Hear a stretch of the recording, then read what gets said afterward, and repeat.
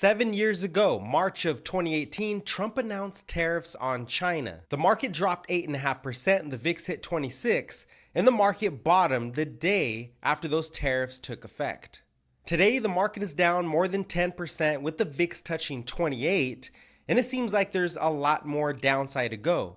But the macro setup from today versus 2018 is much different. Back in 2018, after the first tariffs, that 8.5% correction, the market made a full recovery and made new all-time highs until the conditions looked more like today.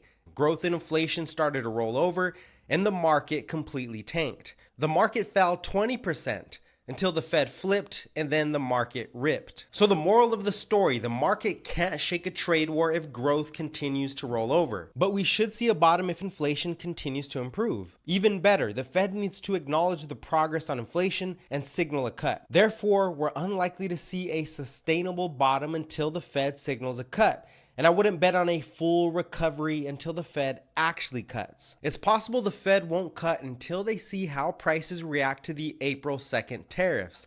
And that means we might not see a cut until May or June. Now, my bet is the Fed wants to see at least 3 declining inflation reports before they make a move. And so far, we have one good report in the books, and we'll see if we get another one at the end of March. The good news is the trade war is very unlikely to cause inflation to spike without oil prices actually spiking, and it doesn't really look like there's a good chance of that actually happening. As a matter of fact, OPEC is set to increase production in April, which puts downward pressure on oil prices. Now, why would they do that? Maybe Trump is putting political pressure, but who really knows? What we do know is lower oil prices eliminate the threat of inflation, which gives more confidence for the Fed to implement a cut. Now, the next question for markets is how bad is the slowdown? Are we